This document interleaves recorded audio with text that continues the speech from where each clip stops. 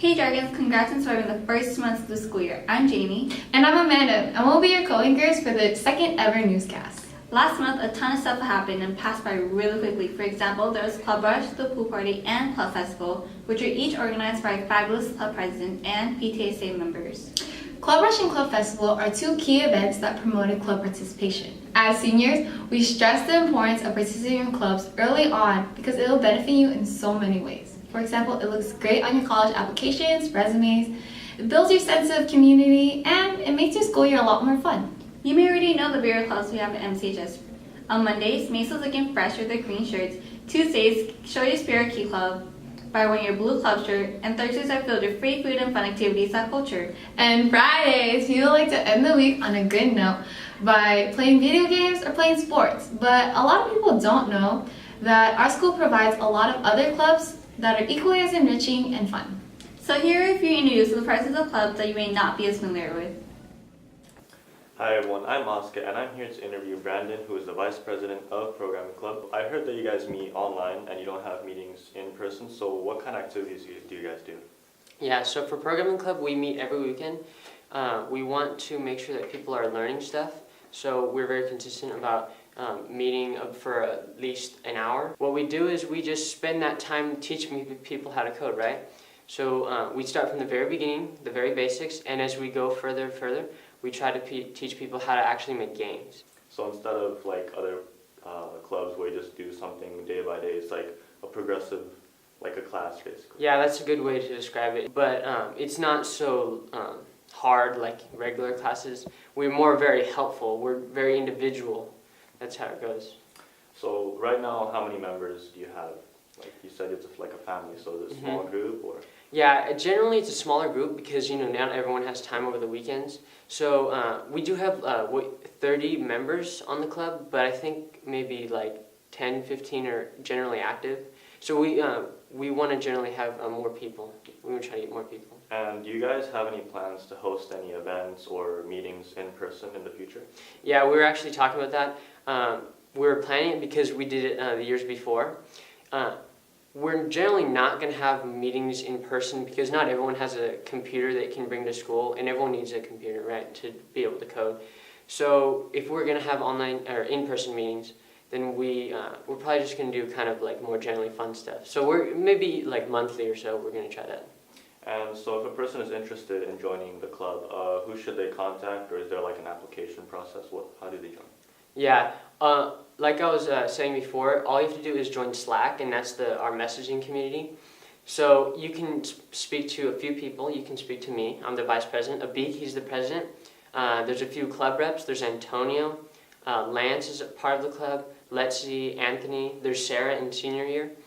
So a few of those people, they can all help you join Slack. It's very simple. And then from there, once you're on Slack, you can just easily tell us when you're free over the weekend, and we can get you into a meeting time. Well, thank you very much for your time. Thanks, Oscar. Hi, I'm Kenji, and I'm interviewing Riley, the president of Politics Club. Right. So what can people expect when they join this club? So when you join Politics Club, the most prominent thing you can expect is philosophical and discussion style debates where we discuss political issues and different people bring up different points of view and their own opinion, and we try and just show other people their own points of view and also show opposite points of view and just show people that there are multiple different perspectives for one simple, straightforward political issue. And we also do just general discussions on political issues to try and spread awareness on a specific political issue and allow people to form their own opinions but not necessarily have a debate on it, but maybe do a debate later on with people forming their own opinions through a discussion that we had in a previous meeting. Yeah. So Mr. B is your advisor, right? Yeah. So does he participate in your guys' discussions? Actually, he does participate usually in our debates and discussions. He usually brings his own formed opinion, and he usually participates, but he plays devil's advocate a lot in the debates, much like he does during our current events in our classes, if you have Mr. B for a class. And so he'll usually play devil's advocate, and then at the end he'll say, oh, this is my real opinion, but I was actually on that side of the fence. Like, this is not my true opinion. The other side is actually my own opinion. I was just trying to challenge my own opinion. Right. So why do you think that people should join Politics Club? I think people should join Politics Club because I think it's particularly important for young students, especially high schoolers, to get politically involved early on and be able to form their own political opinions. Because the earlier you get involved, the better, since we're the next generation of voters. We're the next generation of people participating in the political process. So I think it's best if people get involved early, and especially if they're interested in running for some type of public office. Like if they want to run for like something in our county, something in our city, or even if they want to shoot for a large scale position in government, Yeah. then it's just best to get involved early, and it's best for the next generation of voters to start learning early so they're prepared when it is their time to vote. Yeah, that makes sense. So when do you guys regularly meet? We regularly meet every other Wednesday in hall 133. That's not Mr. B's room. That's yeah, not that's Mr. the first floor. Yeah, first floor of hall. Yeah, okay. So, if someone were interested in joining Politics Club, who do you recommend they talk to? They could talk to me, they could talk to our vice president, Megan, who's a senior that most people know, or any other board member that you see announcing for the club in your AVID class. You could talk to them. But also, the club is an open club. There's no membership application or membership form or membership fee to join the club. You could just, if you know when we're meeting and you know where we're meeting, and it's the day of the meeting, then you can come in, and if it's a topic that you want to add to and that you're interested in, that you want to hear about, then you can come and attend that meeting. And then you have no obligation to come to any of the other meetings, since it's an open club. It was designed like that on purpose to make people feel like they have no obligation to this club, but if it's something that they're particularly passionate about or they want to participate in, then they can.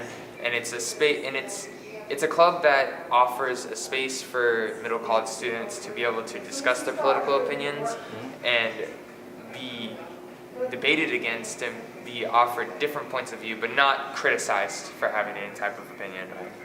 Yeah. Well, that's all. Thank you, Riley. Hi, I'm Newscast, and today I'm interviewing the co-presidents of Speech and Drama Club, Sarah and Mackenzie. So, Speech and Drama Club, what does this club offer to the students of middle college?